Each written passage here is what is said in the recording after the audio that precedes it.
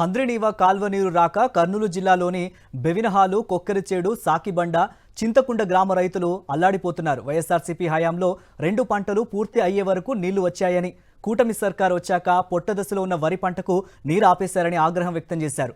లక్షల్లో పెట్టుబడి పెట్టామని వెంటనే నీళ్లు విడుదల చేయకపోతే ఆత్మహత్యలే శరణ్యం అంటున్నారు రైతులు. కనీసం ముందస్తు సమాచారం ఇవ్వకుండా హంద్రినీవా నీళ్లు ఆపేయడమేంటని అన్నదాతలు ప్రశ్నిస్తున్నారు. ఏటా ఏప్రిల్ వరకు వచ్చే నీటిని ఎందుకు నిలిపివేశారని ప్రభుత్వాన్ని నిలదీస్తున్నారు.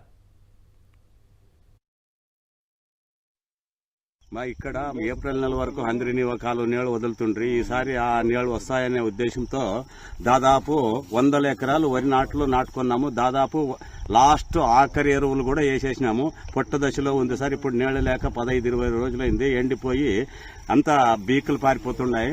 ఇప్పుడు దయచేసి మీరు 1 నెల రోజుల పాటు నీళ్లు వదిలితే మాకు పంట నష్టం లేకుండా ఏదో పెట్టుబడి వస్తుందని ఆశిస్తున్నాము.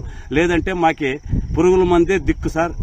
దయచేసి మీరు ఆ నీళ్లు 1 నెల రోజుల నెల రోజుల వరకు వదిలితే మేము ప్రాణాలతో ఉంటాము. లేదంటే చనిపోవడం ఖచ్చితంగా ఉంటుంది సార్.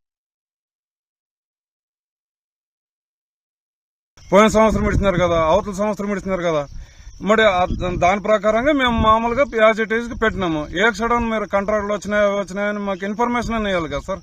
మీరు ఎప్పుడు తీసినామా అనేది లేదు. ప్రతి సంవత్సరం వదిలినారు. దాని గురించి మనం పెట్టుకున్నాము.